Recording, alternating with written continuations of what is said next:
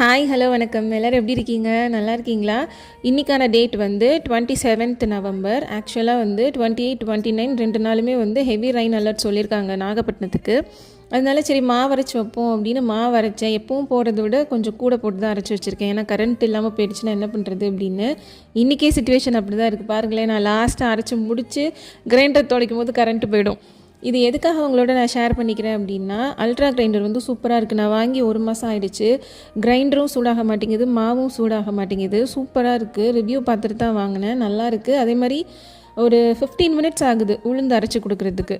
அதுக்கப்புறமா நான் எப்போவுமே 4 கப்பு அரிசி 1 கப்பு உளுந்து அப்படி தான் போடுவேன். அதாவது டம்ளர், நான் ஒரு ஜூஸ் டம்ளர் வச்சுருக்கேன். இன்றைக்கி எக்ஸ்ட்ரா போட்டது வந்து 6 கப்பு.